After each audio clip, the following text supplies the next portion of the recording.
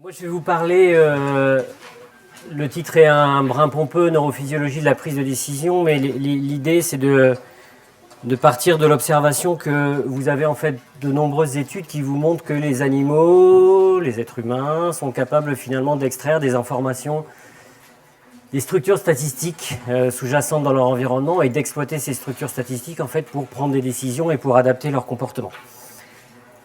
Donc là, je vous montre juste un exemple de deux études qu'on appelait à l'époque de l'éthologie comportementale. Dans une première, en fait, l'idée était de reproduire en laboratoire des comportements de type chasse et recherche de nourriture. Et donc, ce qu'on met ici, c'est une mésange qui est sur un petit perchoir. Et donc, vous voyez, il y a un tapis roulant qui passe dessous, dans lequel on va mettre des vers de différentes tailles. Et le tapis roulant passe avec une certaine vitesse. Et pour compliquer encore un peu la donne, on peut éventuellement mettre des petits scotch sur les vers, de manière à ce qu'elles soient obligées en fait, d'enlever le scotch avant de le manger.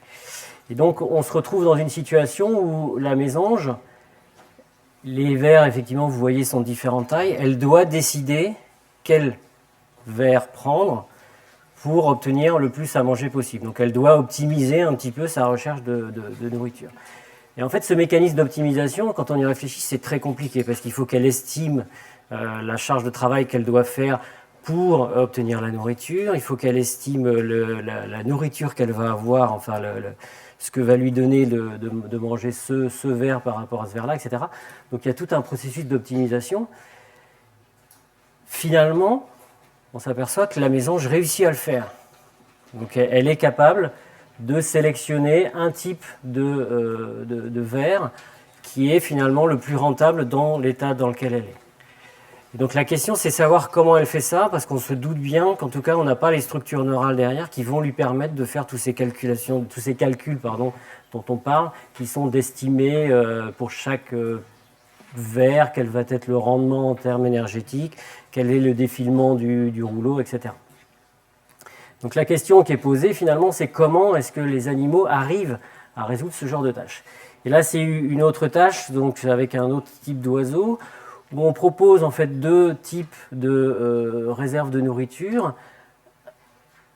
Donc un mangeoire, donc en fait les animaux doivent taper du bec sur ce disque, et quand ils tapent du bec, ils vont avoir de la nourriture qui descend. Effectivement, sur un des mangeoires, vous avez un retour de nourriture qui est fixe, donc par exemple une boulette de nourriture. Et sur un mangeoire, vous avez une nourriture qui est variable, c'est-à-dire que vous allez avoir éventuellement 4 boulettes, mais vous avez une distribution de probabilité, c'est-à-dire que des fois, vous n'aurez rien du tout. Et l'idée, c'est de dire que les animaux sont capables d'extraire ces informations statistiques, et on le voit parce que si jamais le rendement de ce plateau n'est pas suffisant pour leur amener leur alimentation quotidienne, les animaux vont switcher sur le rendement variable. C'est-à-dire qu'ils vont accepter de prendre un risque, de rien avoir pendant un certain temps, pour obtenir de temps en temps une grosse part de nourriture qui va leur permettre de passer la journée. Donc la question qu'on pose finalement, c'est comment ou quelles sont les structures nerveuses et quels sont les principes cognitifs qui vont nous permettre de résoudre ce type de tâches. Alors, je vais juste commencer par un exemple pour vous montrer que nous, si on doit résoudre ces tâches, en fait, c'est pas toujours très simple.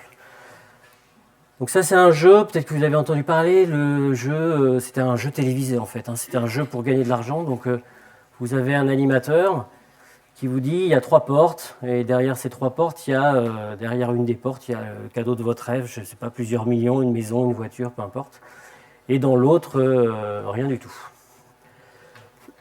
Et alors ça se déroule comme ça.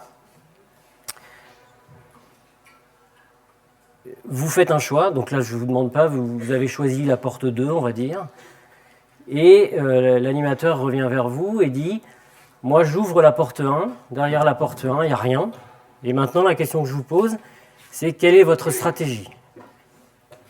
Quel est le choix de porte que vous faites? Est-ce que vous gardez la porte 2? Est-ce que vous choisissez la porte 3? Qu'est-ce que vous faites en général? Voilà. Donc ça,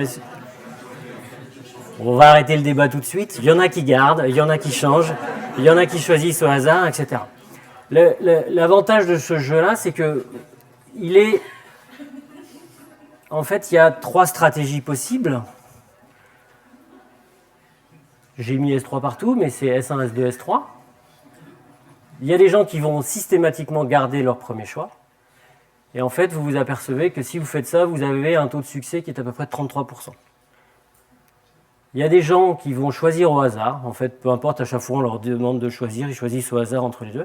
Et quand je dis choisir, c'est une règle. C'est-à-dire que vous faites à chaque fois la même chose et vous vous forcez à choisir au hasard. Donc là, vous aurez à peu près 50%. Effectivement, il vous reste 2 portes. Vous avez une chance sur 2. La première, c'est que vous choisissez une porte sur 3. Vous avez une chance sur 3. C'est à ça que ça correspond. Et en fait, l'idée, c'est que si vous changez systématiquement, votre probabilité de gagner augmente à 2 tiers. D'accord ? Ce genre de raisonnement, si vous avez les compétences mathématiques, si vous comprenez un petit peu ce que c'est que la probabilité, les hasards, vous êtes capable de le faire. On est bien d'accord. Un animal ne sera jamais capable de raisonner comme ça. Est-ce que d'abord, tout le monde a compris ça? On est tous d'accord que si vous switchez systématiquement, vous avez 2 chances sur 3 de gagner? C'est la meilleure stratégie? Donc déjà, c'est pas simple pour tout le monde. Et c'est normal, parce qu'en fait, c'est un vrai problème mathématique, au fond. Mais l'idée, elle est la suivante. Quand vous pointez une porte au départ, vous avez une redistribution des probabilités. Vous dites, en fait, au départ, il y a une chance sur 3 qu'elle soit sur une des 3 portes. Donc là, vous avez une chance sur 3 d'avoir le bon résultat. Donc ça veut dire que vous avez 2 chances sur 3 d'avoir sur les 2 autres portes. À partir du moment où sur les 2 autres portes, je vous indique que c'est plus, le 2 chances sur 3, il est reporté sur la dernière porte. Donc si vous switchez systématiquement, vous passez à 2 chances sur 3. C'est un peu contre-intuitif.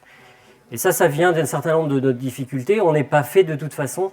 Il faut, c'est ce qu'on appelle un re-updater, c'est-à-dire remettre à jour nos profils en tenant compte de l'information qu'on nous a donnée.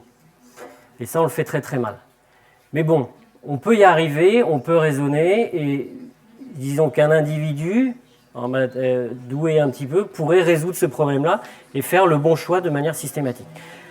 Un animal, il ne le fera jamais comme ça. Par contre, il y a une chose qui est intéressante, c'est que si vous laissez les gens faire, refaire, etc., on voit qu'on va avoir des statistiques de succès qui vont être clairement différentes.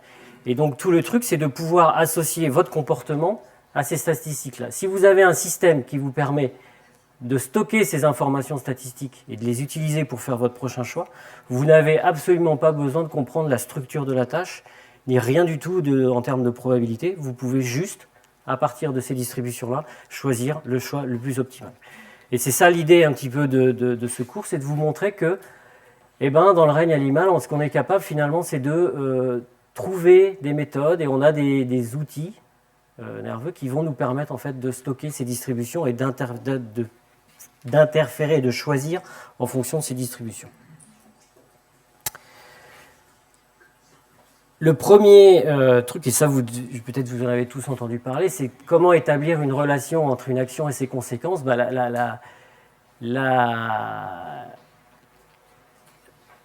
L'expérience, on va dire, la plus standard, la plus connue en neurosciences, c'est le renforcement. C'est-à-dire, en fait, si vous mettez un rat dans un environnement où il doit appuyer sur un levier pour avoir de la nourriture, très rapidement, le rat apprend que lorsqu'il appuie sur le levier, il va avoir de la nourriture. On est bien d'accord que le rat n'a absolument pas conceptualisé l'environnement, c'est-à-dire que pour lui, au départ, la première fois qu'il rentre dans cet environnement, le levier, ça ne veut rien dire. Donc il ne regarde pas son environnement, il ne voit pas un levier, il ne se dit pas « tiens, un levier, si j'appuie, je vais avoir quelque chose ». Non. Il rentre dans cet environnement, il va explorer l'environnement, par hasard, il va appuyer sur le levier. À ce moment-là, la nourriture tombe, donc il va prendre de la nourriture. Et puis, ce qui se passe, c'est que vous allez faire une association, il va faire une association entre appuyer sur le levier et se nourrir. Et donc, vous transformez quelque chose qui, au départ, était une recherche aléatoire. L'animal a les structures qui lui permettent de noter la contingence entre l'appui du levier et la délivrance de nourriture. Et petit à petit, il associe. Et après, ça peut durer pendant très très longtemps. Donc ça, c'est ce qu'on appelle un conditionnement. Mais ce qui est intéressant, alors il y a énormément de débats là-dessus encore. Hein. Est-ce que c'est volontaire? Est-ce que l'animal, ce qu'il fait, c'est juste observer ou trouver des liens causaux? Est-ce que c'est juste le résultat d'une observation d'une covariation. Il y a l'air d'avoir plusieurs structures neuronales qui permettent de répondre un peu à tout ça. Mais en tout cas, ce qu'on sait, c'est que ce conditionnement-là, ce n'est pas juste un processus automatique stimulus-réponse. En fait, c'est par ces approches-là, par ces méthodes-là, finalement, que un organisme, va apprendre à se représenter son environnement. Donc finalement, chaque chose dans notre environnement est liée, corrélée avec les potentiels. Chaque action est corrélée avec un résultat. Et puis, vous êtes capable de faire des liens entre résultat et action et d'établir quel va être le meilleur résultat à l'instant T et quelle va être la meilleure action que vous devez réaliser pour obtenir ce résultat. Ça, c'est la neurophysiologie comportementale relativement standard, qui a été développée par ce qu'on appelle les behavioristes et par les comportementalistes. Nous, ce qui nous intéresse un petit peu, c'est de savoir quelles sont les structures nerveuses là-dedans. Et donc là, ce que je vous montre, c'est une expérience qui a eu lieu dans les années 50, dans lequel, à cette époque, les gens travaillaient sur des stimulations électriques pour des contrôles moteurs. Donc l'idée, c'était de pouvoir appliquer des petites stimulations électriques très localisées dans le cerveau pour des contrôles moteurs. Et ils se sont aperçus d'une chose, c'est qu'il y avait certaines régions dans lesquelles on pouvait appliquer une stimulation électrique. Et si on laissait le rat appuyer sur un levier pour obtenir cette stimulation électrique, eh bien le rat travaillait pour la stimulation électrique. Donc là, ça veut dire que vous avez quelque chose qui est complètement différent, c'est que vous avez des régions du cerveau que vous pouvez stimuler et que le rat interprète comme étant... Alors c'est là quand il faut discuter. Maintenant, on dit ça interprète, ça permet de construire une représentation. Et le rat est capable de travailler pour obtenir la récompense. L'interprétation pourrait être la stimulation électrique fait plaisir. D'une manière ou d'une autre, transmet une information de bien-être, et c'est pas le cas, apparemment. Et puis je vous montrerai des expériences où on voit bien que c'est pas le cas.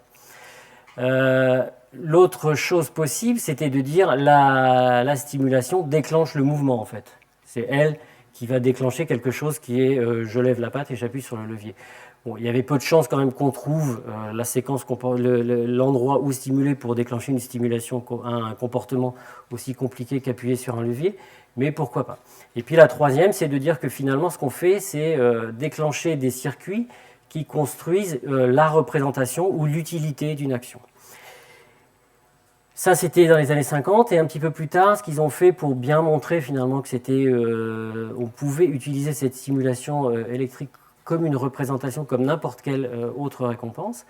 Ce qui se passe ici, c'est qu'on offre au rat deux leviers. Un levier où il va appuyer pour obtenir une stimulation électrique, et éventuellement un levier où il va appuyer pour obtenir du sucre, qui est quelque chose que les rats adorent. Donc ce qu'on vous montre ici, c'est donc en triangle sans rien, c'est la stimulation toute seule. Donc en fait, dès qu'on augmente la stimulation électrique, à un moment donné, le rat appuie pour obtenir la stimulation électrique et appuie de plus en plus frénétiquement, jusqu'à un plateau. Ici, en triangle plein, vous avez, en rond noir et en triangle plein, vous avez le choix lorsque l'animal a à choisir entre un levier avec du sucre ou la stimulation. Vous voyez qu'en fait, l'animal est parfaitement capable d'intégrer la stimulation électrique comme choix, c'est-à-dire que tant que la stimulation électrique ne dépassera pas 40 pulses, on va dire par, je ne sais plus c'est quoi l'unité, mais la stimulation devient suffisamment forte, en fait, l'animal va préférer la récompense de type sucre. Et immédiatement, au-delà de 40, l'animal préfère la stimulation électrique. C'est-à-dire que cette stimulation électrique, elle est capable d'induire en fait une représentation, une utilité, et l'animal est complètement capable de l'intégrer dans son mode de raisonnement, etc. Donc c'est ce qu'on appelle vraiment une représentation.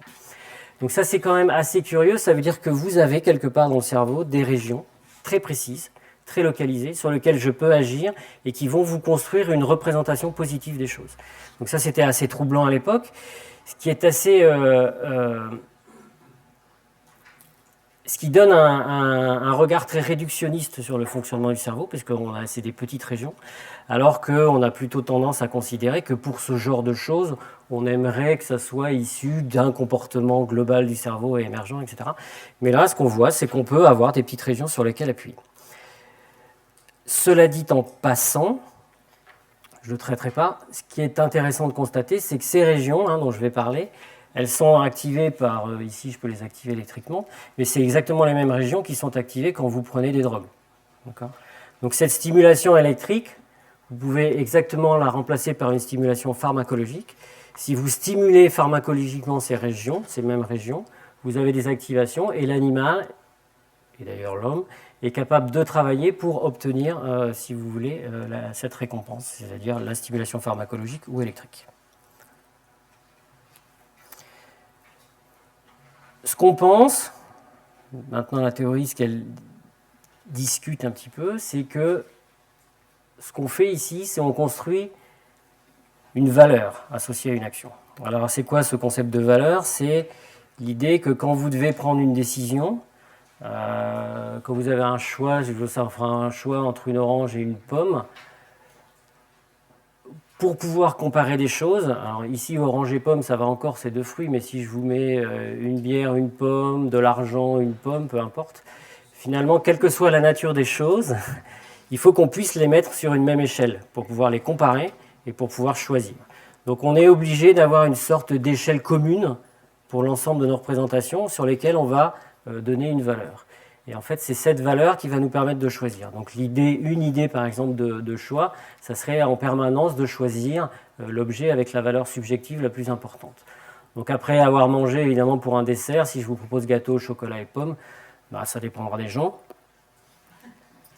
Mais vous êtes capable de donner une valeur subjective. Et puis ça va changer au cours de la journée, effectivement. Cette valeur subjective, ce n'est pas quelque chose qui est fixe, c'est quelque chose qui dépend du contexte. D'accord ? Donc l'idée, c'est que ces stimulations électriques, elles permettent de construire cette représentation et cette valeur. Et quand on regarde un petit peu l'ensemble des endroits où on peut stimuler pour obtenir un tel effet, ouais, ça a changé un peu par rapport à ce que vous avez. Mais normalement, il y a à peu près tout. L'idée, c'est que quand on regarde l'ensemble des régions, donc ici, c'est une représentation du cerveau qui est ce qu'on appelle un aplat.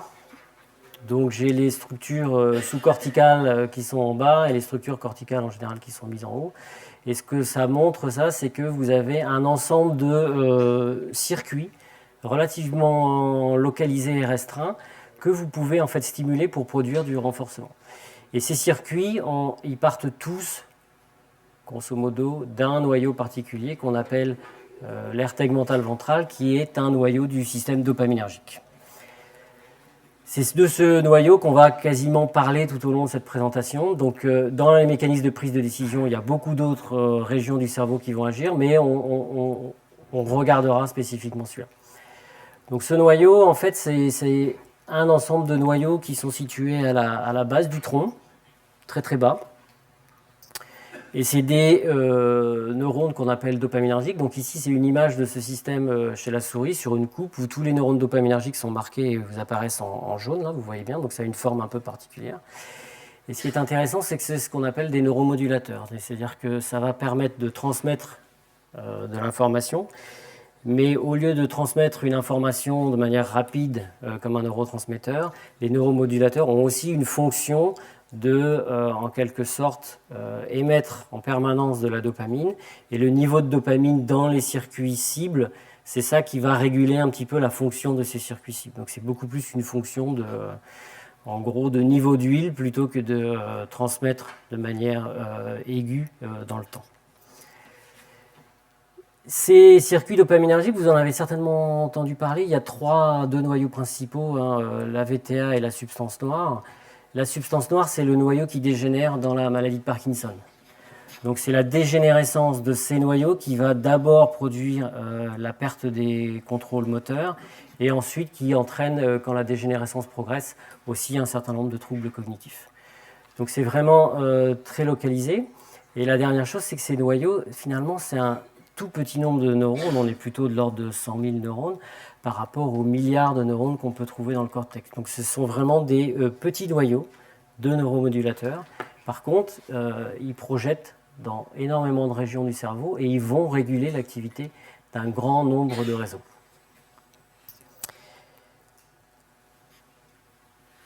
Juste pour vous expliquer une chose, c'est que ces noyaux, l'activité de ces noyaux, elle est intéressante parce qu'elle est, c'est des noyaux, quand on enregistre une cellule dopaminergique, il y a toujours une activité.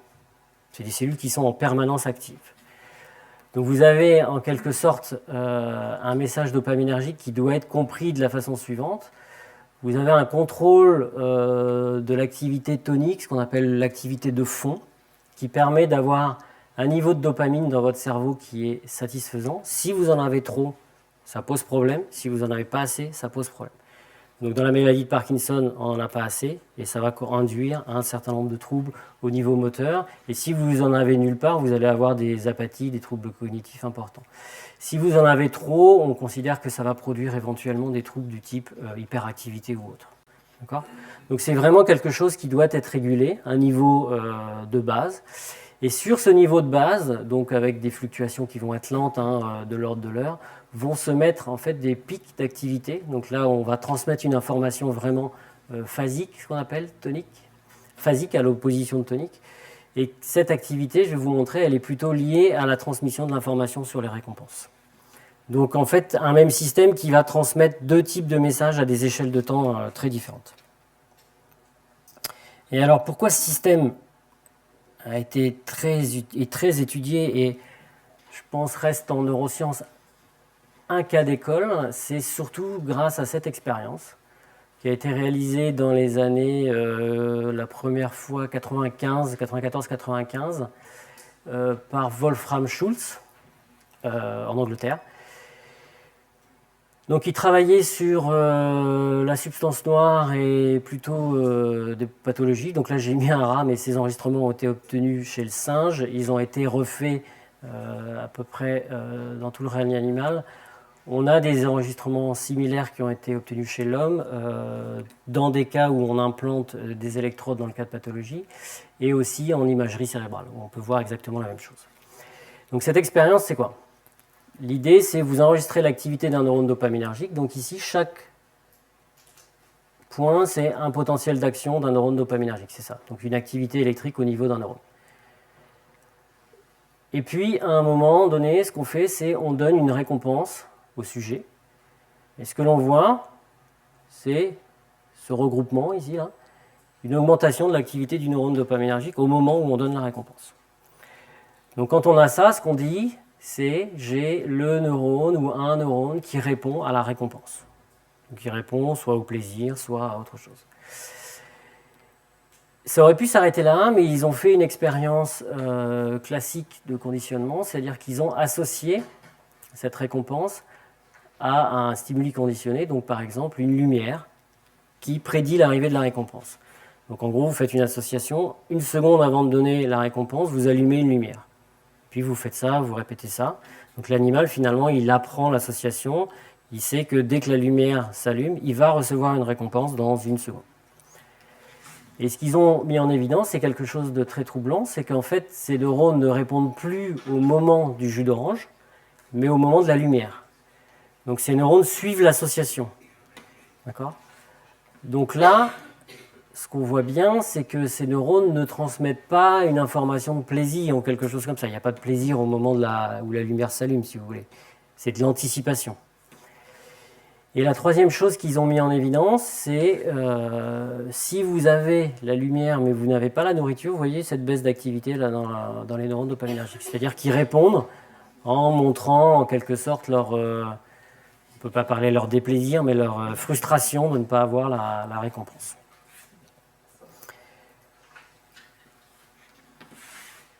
Là où c'est très fort, c'est que en fait, cette activité qu'on voit, c'est-à-dire donc une augmentation au moment où on donne la récompense, après apprentissage, une augmentation au moment du stimuli qui prévoit la récompense, ou éventuellement une baisse si on a le stimuli mais pas la récompense, en fait, ça correspond à un calcul, donc à un calcul qui correspond finalement à une comparaison entre la récompense que je m'attends à recevoir et la récompense que je reçois effectivement. C'est-à-dire qu'au niveau de ces neurones, on a un principe computationnel qui a l'air d'émerger, qui est de dire que si je regarde cette différence-là, la récompense reçue moins la récompense attendue, au début, avant l'apprentissage, je reçois une récompense, mais comme je n'attends rien, puisqu'elle arrive de manière non prédictible, eh bien, ma récompense reçue moins attendue est très positive. Donc là, mon neurone répond. Au moment où j'ai bien appris et que mon stimuli ici prévoit l'arrivée de la récompense, je n'ai plus de réponse parce que ma récompense reçue moins ma récompense attendue est parfaitement équilibrée. Donc là, je ne fais plus de calcul. Si au contraire, je m'attends à avoir une récompense, donc la récompense attendue est très forte et que je ne reçois rien, je vais avoir une déflexion qui signale le fait que là, j'ai quelque chose de négatif. Donc ça, il n'y a pas beaucoup de neurones en fait, sur lesquels on a pu associer des principes computationnels, et il y a le système en fait, des cellules de lieu principalement. Donc peut-être que vous en avez entendu parler, c'est les cellules qui vous aident à vous localiser dans l'espace, et donc qui vont s'activer spécifiquement en fonction d'une représentation d'une carte cognitive. Et ces cellules-là qui ont l'air de faire ce calcul-là. Ce calcul-là, fondamentalement, ce n'est pas très compliqué, hein, c'est rien d'autre qu'un thermostat où vous comparez, si vous dites l'objectif du thermostat c'est de mettre à 18 degrés, vous faites la différence entre l'objectif que vous voulez atteindre et puis la température que vous mesurez, et puis vous réadaptez. Donc ici, ce que ça fait, c'est que ça me permet en fait d'avoir une estimation de la valeur de ma récompense en comparant exactement ce que j'attends à ce que je reçois. Donc on fait une prédiction, on compare avec ce qu'on vit à l'état actuel, et puis on compare ces deux prédictions. Si ma prédiction n'est pas bonne, je réajuste, et si ma prédiction est bonne, je touche à rien. Okay ? Donc ces neurones, en fait, serviraient à ça. Et si vous poursuivez donc, les expériences, donc là, ça paraît compliqué, mais la seule chose que ça veut dire, c'est que ces neurones, ils vont signaler finalement le calcul de différence d'erreur, mais ils vont aussi être capables de vous signaler la valeur de l'erreur. Donc si je donne à un animal 3 doses de jus d'orange, vous voyez que si ma dose la plus faible, c'est celle qui va avoir la réponse la plus faible. Et puis quand je lui propose une réponse plus forte, il va avoir une dose plus forte, il va avoir une réponse plus forte. Et là, ils ont poussé le vice à l'expérience, c'est-à-dire dans un contexte donné où l'animal peut recevoir 1, 2, 3, 4, 5 récompenses différentes. Donc un jus d'orange à différentes doses ou des bouts de banane à différentes doses. Ce qu'on peut faire, c'est demander à l'animal quelles sont ses préférences, puisqu'on lui demande en fait de choisir. Donc l'animal préfère apparemment la grosse goutte de jus d'orange, ensuite la grosse dose de banane, la plus petite, etc. Et l'activité du neurone dopaminergique, elle, suit exactement cet ordre de préférence. C'est-à-dire qu'elle est très forte pour cette grosse dose et elle est plus faible pour ces petites doses. Donc ça veut dire que dans un contexte donné, ces neurones-là sont capables d'avoir une activité qui traduit la valeur que vous donnez aux choses, dans un contexte particulier. D'accord ? Donc ça, ce que ça permet de faire, c'est de faire une sorte de calcul qui va vous permettre d'adapter votre comportement.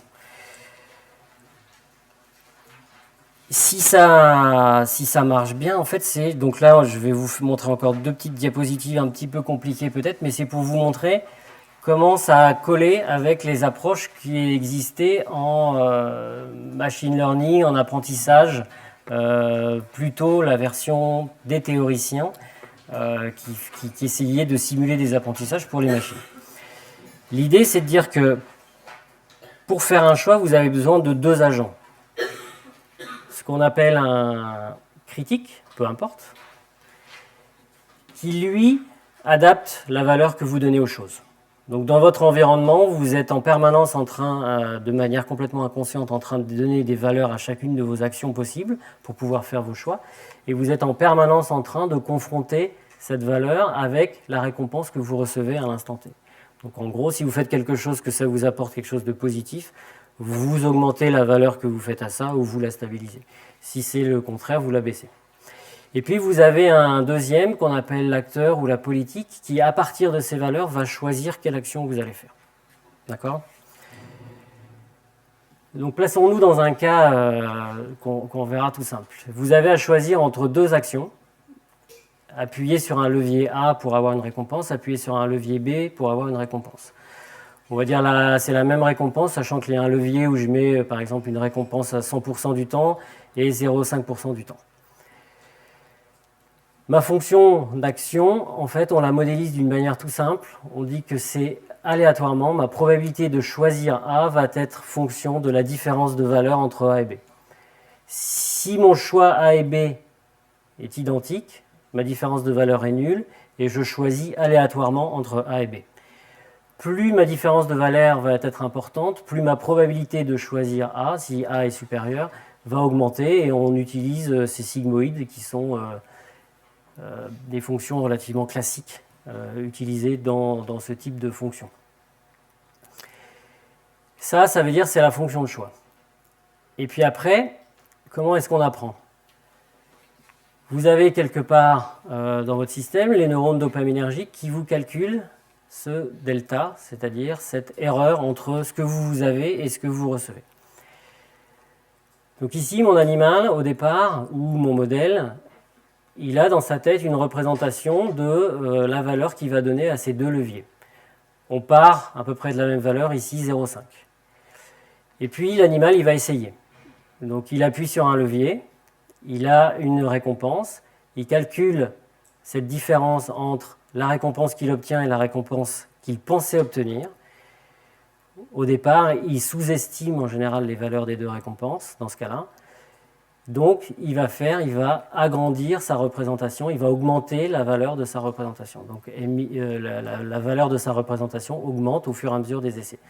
Et en fait, elle va augmenter, comme vous faites à chaque fois la différence entre ce que vous attendez et ce qu'elle est réellement, vous allez petit à petit converger vers les valeurs de manière à peu près naturelle. Et si vous combinez cet calcul et ce calcul-là, vous avez un animal qui, au bout d'un moment, ou un modèle qui est capable de choisir de manière beaucoup plus importante le levier associé à la récompense la plus forte par rapport à un levier associé à la récompense la plus faible. Donc vous avez ici finalement la base d'un calcul qui vous permet de faire une association dans votre environnement entre des récompenses que vous allez obtenir et les actions qu'il faut sélectionner. Et ça, pour faire ça, vous avez principalement besoin de ça. C'est tout. Le reste, vous stockez quelque part une information qui est la valeur que vous pensez ou que vous estimez pour chacune de vos actions. Donc en gros, si vous vous attendez à quelque chose. Et à partir de là, vous n'avez pas besoin de comprendre plus de choses dans l'environnement. Vous verrez que petit à petit, par essai et erreur, vous allez converger vers les bonnes représentations et donc vers les choix qui sont a priori les plus efficaces. Est-ce qu'on peut montrer ça expérimentalement ? Jusqu'où ça peut aller? Donc là, ce que je vais vous montrer maintenant, c'est deux expériences. L'idée, c'est de voir si un animal à qui je soumets des probabilités compliquées, qu'est-ce qu'il est capable d'extraire comme information. Et puis, dans un deuxième temps, ce qu'on va poser comme question, c'est de dire, il y a des circuits qui sont responsables de ça, et on va s'apercevoir que tout le monde ne fonctionne pas pareil. C'est-à-dire qu'en termes de stratégie, il y a des gens qui seront plus efficaces que d'autres, en apparence plus efficaces que d'autres. Et la question est de savoir d'où vient cette variabilité dans nos processus cognitifs. Et donc je vous montrerai une expérience où on teste cette variabilité et où on commence à dire éventuellement que ce n'est pas juste une variabilité par exemple génétique ou autre, mais qu'on peut avoir des critères ou des déterminismes sociaux qui vont influencer éventuellement la manière dont vous prenez vos décisions. Okay ? Donc la première expérience, c'est une expérience où vous avez des animaux qu'on soumet, on leur offre un choix au sol, là, vous voyez, il y a 3 points qui sont marqués, donc l'animal, il va passer d'un point à l'autre, en chaque point il va recevoir une stimulation électrique comme je vous présentais au début, donc il aime ça, et donc il va passer d'un point à un autre pour recevoir cette récompense. Il ne peut pas recevoir la récompense 2 fois de suite au même point, sinon en fait il resterait sur place. Et donc ici, ce qui se passe, c'est qu'on a en fait une succession de choix. Quand il est là, il doit choisir entre celui-là et celui-là, et ainsi de suite. Si vous enregistrez l'activité des neurones durant cette période, vous allez retrouver exactement ce que je vous ai montré sur le singe, sauf qu'ici c'est un comportement qu'on appelle autogénéré, c'est-à-dire que juste après avoir reçu la récompense, là, l'animal il fait une pause, il ralentit, il y a un instant de pseudo-réflexion et il choisit la prochaine cible. Si vous mettez 100% sur chaque point, vous avez un animal qui tourne. La première chose qui est importante de voir là-dedans, c'est vous pouvez vous demander pourquoi est-ce que l'animal tourne alors que les récompenses étant égales, on pourrait s'attendre que quand il est là, il aille à 50% ici et à 50% là. D'accord? Si la théorie dit vrai. Le truc, c'est qu'il y a certainement un coût moteur. Donc en fait, se déplacer, quand il arrive d'ici, c'est plus simple pour lui d'enchaîner que de faire un demi-tour. Donc ça veut dire que dans le choix que vous êtes capable de faire, vous êtes capable aussi d'incorporer les coûts moteurs dans la valeur que vous donnez aux choses. D'accord ? Donc ça, typiquement, c'est ce que montrent ces expériences-là. Le coût moteur est incorporé dans votre mécanisme de prise de décision. Et puis la deuxième expérience qu'on mène, c'est on change un peu les règles, c'est qu'on dit qu'un point est associé à 100%, un point est associé à 50% de récompense et un point est associé à un quart. C'est-à-dire que quand il arrive dessus, l'animal il reçoit la récompense une fois sur 4 au hasard ou une fois sur 2 au hasard. Et ce qu'on voit, c'est que tout d'abord, l'architecture du déplacement est complètement changée et que l'animal, quand vous regardez les temps passés sur chacun des points, eh ben, au bout d'un certain temps, il comprend et il est capable d'extraire la valeur de chacun des points en termes de probabilité. Et donc, il va vers le point à 25%. Alors, c'est un hasard, hein, autour de 25%. Il est autour de 35% sur le point à 50. Et puis, il est quasiment à 40% pour le point à 100. Si tout n'était qu'une histoire d'optimisation et de performance, la meilleure stratégie pour l'animal, ça serait de faire que 1,5. D'accord ? C'est là où en fait il a le plus de chances d'obtenir de récompenses.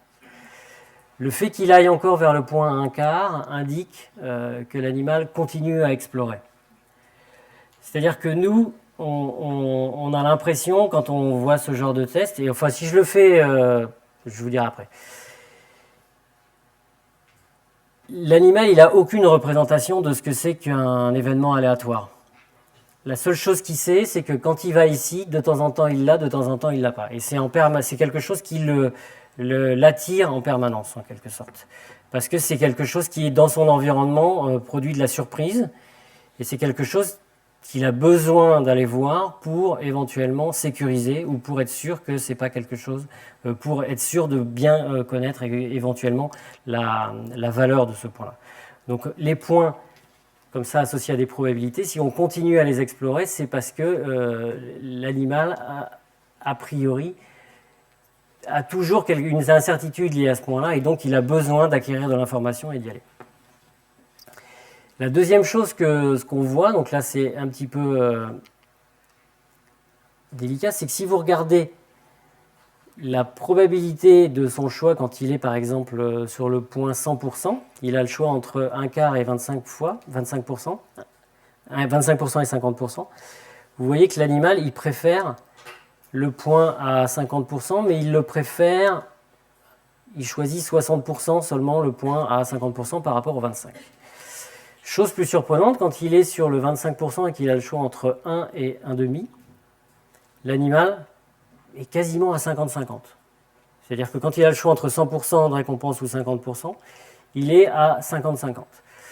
Lorsqu'il a le choix quand il est sur le 50 et qu'il a le choix entre 25% et 100%, là, on note une très nette préférence pour le 100%. Donc l'animal est capable finalement d'avoir une idée des valeurs de chaque point, des probabilités à chaque point, mais on a cette incohérence-là qui est que quand il est entre 100 et 50%, il est attiré par les deux exactement de la même façon. Ça, si on utilise des modèles mathématiques, je ne vais pas rentrer dans les détails, la chose que ça dit, c'est que le point 50%, qui est le point sur lequel il y a le plus d'incertitude, Donc en gros, si je vous dis, je vous donne un pari et puis vous avez 100% de chance de gagner, effectivement, il n'y a aucune incertitude sur le résultat. On est d'accord. 50%, c'est ce point qui a la particularité où c'est l'incertitude maximale. C'est le point où vous êtes le moins capable de prédire finalement quel va être votre gain, puisque c'est une chance sur deux. Lorsqu'on est à 25%, l'incertitude elle est plus faible, parce que vous êtes capable à 75% de dire que vous êtes bon ou pas bon. D'accord? Oui. Est-ce que vous avez essayé de refaire la même chose, mais pas avec une fois sur deux, il y a une récompense, mais une récompense 2 fois plus petite ou 4 fois plus petite? Alors, oui et non. Oui, on essaye, mais en fait, tout le but ici est d'avoir le côté de temps en temps où j'ai pas de récompense. Si je donne une récompense plus petite, en fait, il dirigera forcément, il choisira la plus grande, ensuite l'intermédiaire systématiquement. Le côté de mettre une probabilité, mettre le fait que de temps en temps il n'a rien, c'est ça qui génère l'exploration en fait de l'environnement. C'est le moyen qu'on a de faire rentrer l'incertitude de l'environnement et qui fait que nos comportements sont complètement différents dans ces cas-là. Si je vous propose des paris, je ne les ai pas là, mais c'est la même chose pour vous en fait. Si je vous propose des paris où vous pouvez gagner 1000 euros, je sais plus, il faudrait que je retrouve les chiffres exactement, avec une probabilité d'une chance sur deux où vous gagnez 600 euros directement, les gens prendront 600 euros directement plutôt éventuellement que de choisir le 500 ou 1000 euros une chance sur deux. Vous voyez ça? Eh bien, ça fait partie de ce genre de choses. La probabilité, on met de l'improbabilité, introduit de l'incertitude, et on a tendance à éviter ça. D'accord? Donc c'est pour ça qu'on introduit ce truc-là. Mais ce que ça dit, et pour faire court, on va l'expliquer comme ça, pour pouvoir expliquer ce biais dans le comportement de l'animal, on est obligé de tenir compte d'une chose, c'est que l'animal donne une valeur positive à l'incertitude associée à la récompense. Donc en gros, c'est un moyen de faire rentrer la curiosité dans vos choix, c'est-à-dire que s'il y a quelque chose qui, devant vous, vous ne comprenez pas, vous n'avez pas l'ensemble des informations, ça donne une valeur positive aux choses. Et c'est une valeur qui est comparable à un gain, si vous voulez.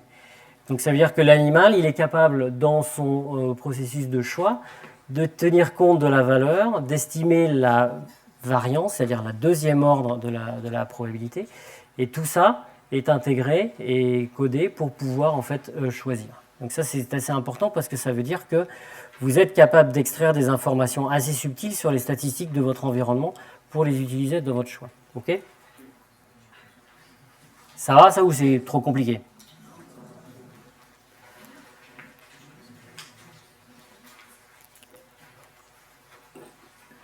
Ça, ce que ça vous montre, c'est le comportement, on va dire, normal. Si je mets tout un tas de souris. Ici, on s'est posé une question, qui est de dire, j'ai utilisé des souris qu'on appelle bêta 2, ce sont des souris mutantes sur lesquelles j'ai enlevé un gène. Et Pierre-Jean vous a fait un cours ce matin, Pierre-Jean Coranger. Donc il avait dû vous parler des récepteurs nicotiniques. Parfait. Donc là, j'enlève une sous-unité d'un récepteur nicotinique. Donc la souris, elle est mutée, elle n'a pas ce récepteur qui est ce récepteur de haute affinité. C'est pas elle vit très bien. Elle n'a pas de problème spécifique, à part ceux que je vais vous montrer là. Et puis, parce que d'un point de vue outil génétique, on est capable de faire des manipulations maintenant relativement ciblées, je vais comparer des animaux qu'on appelle sauvages, des animaux mutants, et ces animaux mutants où j'ai réexprimé la sous-unité uniquement dans les neurones dopaminergiques. Donc ce sont trois types d'individus qui n'ont pas tout à fait les mêmes systèmes nerveux. Ici, tout est, on va dire, standard. Ici, je n'ai pas cette sous-unité nicotinique. Et ici, j'ai cette sous-unité, mais uniquement dans les neurones dopaminergiques. Et ce que tous ces graphes vous disent, c'est que mes souris bêta 2, elles développent une stratégie vis-à-vis de l'incertitude qui est complètement différente de mes souris wild type. Lorsque je les mets exactement dans le même test, alors déjà je note que mon activité dopaminergique n'est pas la même dans ces différentes lignées. Celle-là, elle est plus faible en dopamine, a priori. Et surtout, quand je la mets dans ce test-là, ce que fait cette souris, c'est qu'elle a une stratégie qui est pas mal du tout. Pour elle, la cible, c'est le 100%. Et donc, elle utilise les deux autres points comme système pour rebondir. Donc, en gros, elle fait 100, 50, 100, 50, 150, 125, 125. Et de temps en temps, elle fait un trajet entre les deux. D'accord ? Donc, cette souris, elle fait émerger une stratégie qui est complètement différente, qu'on restaure si on exprime β2 uniquement dans la VTA, ce qui semble dire que c'est au niveau de la VTA que se passe ce calcul-là. Et cette souris, en fait, quand on analyse ce qu'elle fait exactement, en fait, elle ne tient compte que de la valeur des points et elle ne tient pas du tout compte de l'incertitude associée à chaque point. C'est une information qu'elle n'intègre pas et qui fait que ces trajectoires sont complètement différentes. Donc ça, on peut le montrer en fait soit en faisant l'analyse des tests, soit en procédant en utilisant la modélisation. Et ça, c'est important aussi, c'est de vous montrer que maintenant, dans les analyses qu'on fait en neuro, on a toujours plus ou moins ces trois niveaux. C'est-à-dire que vous avez une analyse, par exemple, qui est génétique, où vous manipulez un circuit, où vous manipulez quelque chose. Donc ça, c'est une modification très locale d'un circuit. Et vous comparez éventuellement avec des mesures qui sont des mesures cognitives directes. Donc ici, par exemple, la répartition sur les différents points. Et où la probabilité de choisir, dans le cas de 50-25, elle va être la probabilité de choisir 100, etc. Et en face de ça, vous complétez par une interprétation, cette fois dans le cadre d'un modèle. Donc ici, le modèle qu'on a pour interpréter, c'est ce modèle de choix, dans lequel je dis ma probabilité de choisir, c'est cette sigmoïde, qui va dépendre de la différence de valeur. Et je fais rentrer dans ma valeur l'incertitude associée aux points, ainsi que leur probabilité. Et ce que je vois, c'est que les souris wild-type et les souris réexprimées ont exactement les mêmes valeurs de paramètres bêta et phi qui expliquent l'exploration et l'incertitude, et que ma souris bêta 2, elle fonctionne exactement pareil que les autres, mais pour elle, elle ne tient absolument pas compte de l'option de l'information d'incertitude associée aux récompenses. Donc c'est-à-dire que j'arrive à faire sauter vraiment une fonction cognitive de manière très ponctuelle. La souris ne tient pas compte de l'incertitude associée à des récompenses. Vous allez me dire, c'est hyper spécifique à cette tâche, et en fait, ce qui avait pu être montré, c'est que ces souris, elles ont un ensemble de déficits qui sont des déficits difficiles à recoller les uns aux autres, et qui ne sont pas des déficits d'apprentissage. Elles sont capables d'apprendre comme tout le monde, elles sont capables de faire les choses bien comme tout le monde, mais en général, quand on les laisse faire spontanément des choses, on observe des différences. Alors ça, c'était une différence, par exemple, qu'on avait, c'était si vous mettez la souris dans un labyrinthe hanté où elle doit rechercher de la nourriture, donc d'un côté, vous mettez de la nourriture qu'elle peut atteindre, de l'autre côté, qu'elle ne peut pas atteindre, ça c'est pour que d'un point de vue odeur, ça soit équilibré des deux côtés. Et puis, un jour, vous la faites rentrer du côté ouest, un jour du côté est, il faut juste qu'elle apprenne, en fait, en utilisant des indices environnementaux, que la nourriture, eh ben, elle est du côté des indices étoiles ou machin. Si vous faites ça de manière répétée, ce que vous voyez, c'est que si vous mesurez le temps que passent les souris pour atteindre l'objectif, les souris wild-type, au début, elles mettent beaucoup de temps à aller directement sur la nourriture, et puis elles apprennent. Et au bout de 6 sessions, elles ont sur un temps qui va être équivalent à 10-15 secondes, qui équivaut à peu près à l'animal rentre et va directement. Si vous regardez ces souris mutantes, la bêta 2, elles n'ont pas du tout le même courbe. Et alors c'est paradoxal parce qu'elles vont beaucoup plus vite à la récompense. Donc soit vous interprétez ça en disant celle-là est plus efficace, je ne sais pas. Celle-là est meilleure, j'en sais rien. Soit vous utilisez en fait ces choses comme ça, vous dites cette souris, en fait, elle ne gère pas l'incertitude. Qu'est-ce que fait une souris wild-type en fait avant d'aller manger au début? En fait, les souris, elles sécurisent. Pourquoi elles mettent autant de temps à aller à la nourriture? C'est pas qu'elles ne savent pas où est la nourriture, c'est qu'elles vont d'abord voir ici, elles vont d'abord voir là, elles vérifient l'environnement de manière à ce qu'il n'y ait pas un danger dans l'environnement.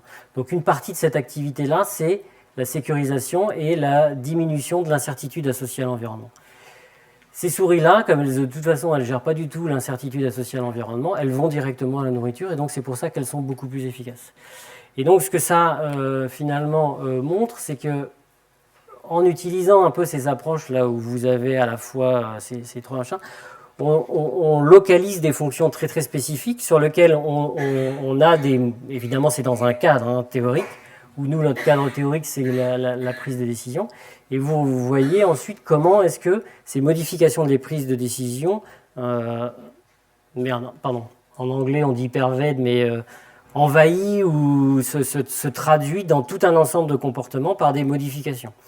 Donc ça, ce qui est plus intéressant pour nous, là j'aurais pas le temps de montrer, effectivement, c'est dans les cas pathologiques, de savoir si vous avez un certain nombre de troubles qu'on pourrait appeler de pathologiques, en fait, traduisent des modifications ponctuelles au niveau d'un certain nombre de processus de décision.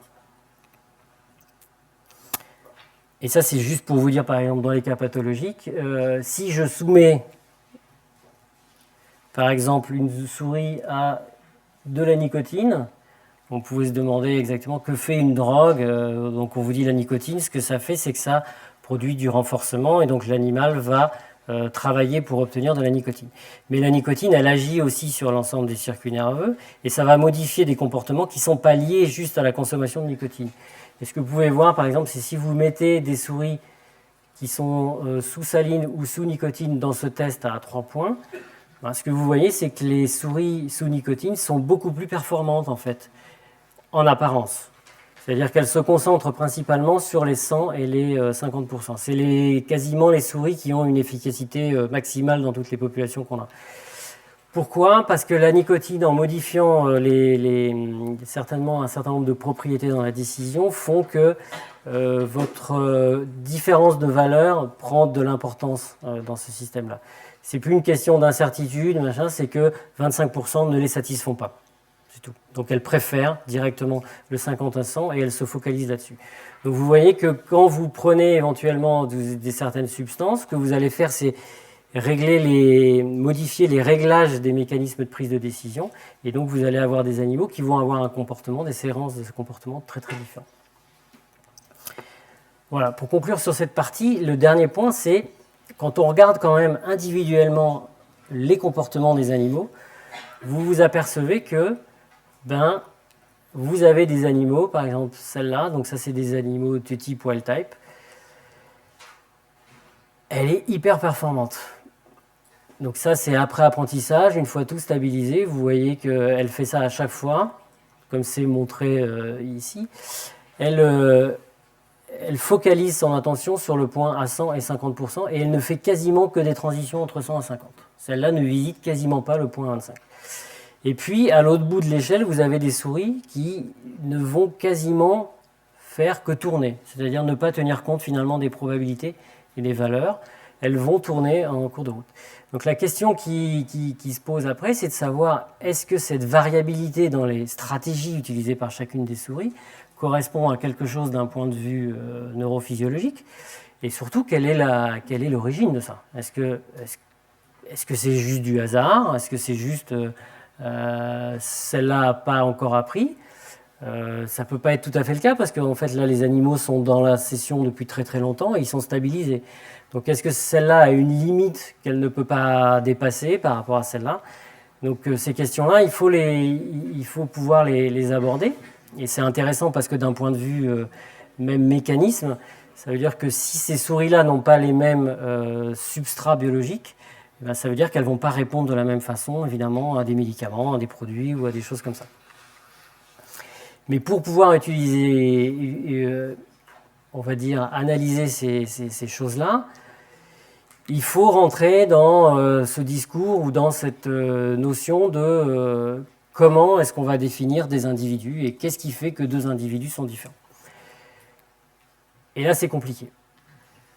Parce que la personnalité, on est tous d'accord que vous êtes tous différents.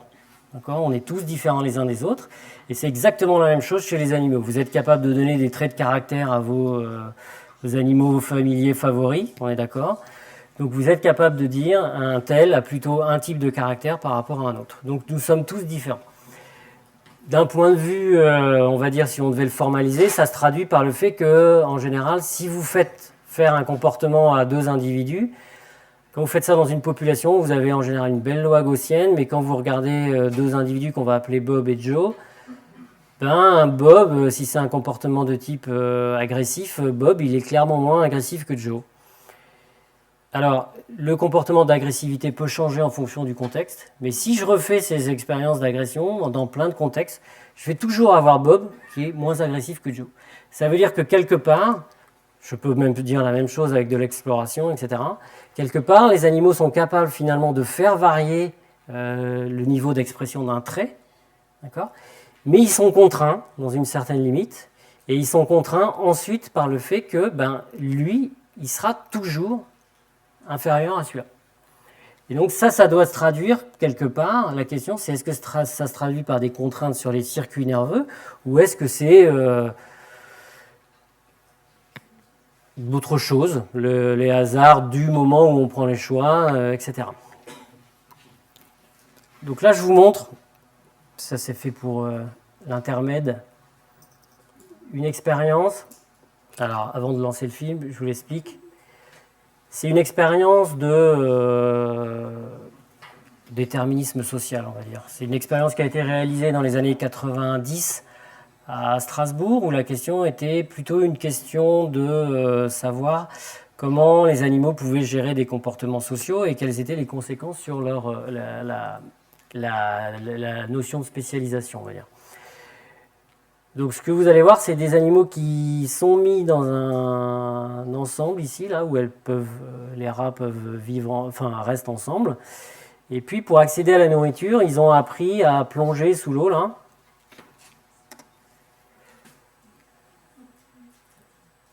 Et aller chercher de la nourriture. Vous voyez ? Alors ils n'apprennent pas.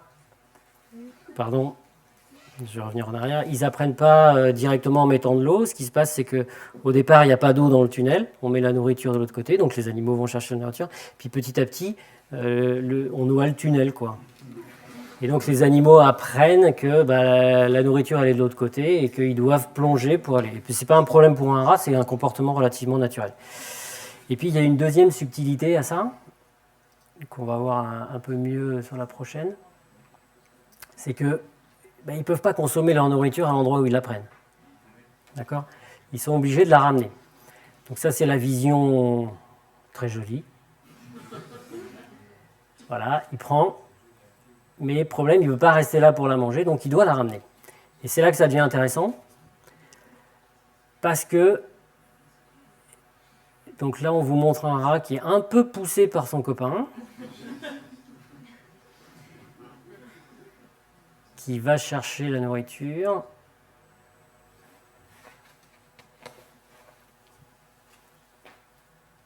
Je suis très en retard. Et qui se fait prendre sa nourriture. Donc ça, c'est ce qu'on appelle un déterminisme social. Vous avez en fait trois types d'individus qui émergent. Des individus qui ne vont jamais chercher la nourriture, qui la piquent exclusivement aux autres. Des individus qui vont chercher la nourriture et qui la gardent pour eux. Il y a aussi cette catégorie-là. Et des individus qui passent leur temps à aller chercher de la nourriture pour nourrir les autres, et une fois que les autres sont nourris, qui vont se machin. Donc c'est une forme de spécialisation qui est très intéressante. Et vous voyez ici, il faut arriver à comprendre comment vous faites émerger ces trucs-là. La question qu'on pose, c'est, évidemment, je ne pense pas qu'on naisse en étant de profil je vole à l'autre ou du profil j'exploite ou je suis exploité. Donc la question c'est un petit peu de savoir comment est-ce qu'on peut arriver à produire des modifications dans les comportements en gérant des niveaux sociaux. Combien de temps il me reste là ? C'est fini normalement. Alors je vais aller vite. Donc ce qu'on peut faire, c'est vous pouvez faire en laboratoire, ce qu'on fait maintenant, c'est vous créer des environnements sociaux de grande taille. Donc vous mettez tout un tas de souris ensemble. Donc ça se fait depuis longtemps. Donc au début, les gens faisaient ça plutôt dans des fermes, ils mettaient plein de souris, puis ils les observaient à la binoculaire. Donc maintenant, vous pouvez faire ça de manière beaucoup plus appropriée. Vous pouvez les filmer, suivre donc en fait, on construit des lofts, comme à la télé. Sauf qu'au lieu de suivre des candidats, vous suivez des souris. Voilà. Et donc vous avez un suivi 24 heures sur 24 du comportement des animaux. Et puis on leur met un test. Nous, le test, il est relativement simple. C'est vous leur mettez une porte où elles peuvent passer qu'une par une et elles doivent aller soit à droite, soit à gauche pour aller chercher de la nourriture. Si elles vont à droite, on ferme l'accès à gauche. Si elles vont à gauche, on ferme l'accès à droite. Comme je suis très en retard, je vais aller directement là. Ce que vous voyez, c'est que vous allez avoir différentes stratégies qui émergent avec des individus qui traquent la récompense. Donc, par exemple, ici, le test, c'est tous les 3 jours, je change l'eau et le sucre de place. Donc, comme les souris adorent le sucre, on s'attendait à ce qu'elles traquent le sucre, comme celle-là. Donc, si le sucre est à droite, elle va à droite. Puis, je change le sucre de côté, elle met un certain temps à comprendre que le sucre a changé de côté, elle change, etc. Donc, vous avez un individu qui traque. Et puis, vous avez des individus, genre celui-là. Soit vous interprétez, il n'a rien compris. C'est toujours possible. Mais en tout cas, lui, il n'en a rien à faire de l'eau ou du sucre. Il va tout le temps à droite. Vous en avez qui vont tout le temps à gauche. En résumant vite, ces individus qui vont tout le temps à droite ou tout le temps à gauche, ils n'ont pas les mêmes comportements généraux que les individus qui vont switcher. Il y en a qui sont plus explorateurs que d'autres, il y en a qui vont plus, ceux qui ne switchent pas beaucoup, ils restent en groupe, ils ont plutôt tendance à être assez casaniers, à aller vers la nourriture et rester assez local. L'autre chose, c'est que si vous regardez l'état de certains circuits, par exemple les circuits dopaminergiques, vous voyez que si vous switchez pas beaucoup, vous avez un système dopaminergique qui est beaucoup plus haut en activité que si vous switchez beaucoup. Donc vous avez comme ça une sorte d'équivalence au niveau neurophysiologique, au niveau comportemental, et vous avez des classes d'individus qui émergent. Maintenant, la question qui nous intéresse, c'est d'où ça vient? Est-ce qu'on a moyen de manipuler ça? Donc ce qu'on a fait, c'est une expérience relativement simple, c'est vous faites dans un premier temps l'expérience où vous mettez tout un tas d'individus ensemble. Au bout de 2 mois dans l'environnement, vous avez des individus qui switchent, des individus qui ne switchent pas. Vous pouvez vous dire c'est développemental, c'est parce qu'il y en a qui sont différents, ils sont bêtes, je ne sais pas. Donc on a pris ensemble tous les individus qui switchaient beaucoup, les rouges, et on les a mis dans le même environnement. Puis en parallèle, on a pris tous les individus qui ne switchaient pas, on les a mis dans un autre environnement. Et au bout d'1 mois, la chose que vous voyez, c'est que vous avez une réémergence de tous les profils. C'est-à-dire que pour que vous ne pouvez pas avoir un seul profil qui émerge au sein d'une population. Pour avoir en fait des individus qui switchent, il faut que vous ayez des individus qui ne switchent pas. D'accord? Et réciproquement. Et les changements se font exactement de la même façon au niveau comportementaux ou au niveau neurophysiologique. C'est-à-dire que tout se réadapte. Donc, est-ce que ça veut dire que l'individu ne choisit pas son profil et que c'est la contrainte sociale qui fait que vous rentrez dans un mode de comportement? En général, vous l'adoptez, le mode de comportement. C'est ça qui est le plus troublant. C'est-à-dire que les animaux ne sont pas spécialement malheureux ou pas spécialement... Ce que je veux dire, c'est qu'il ne faudrait pas considérer que les individus low switch n'ont qu'une perspective dans la vie, c'est de devenir high switch. Ça ne marche pas comme ça. Ils sont low switch et tout autour d'eux est fait pour qu'ils restent low switch et ils se sont très bien en low switch. Il faut vraiment commencer à faire des changements très forts. Donc là, effectivement, je fais quasiment une migration de population importante pour que vous ayez des réadaptations et que réémergent un certain nombre de comportements. On va passer aux questions.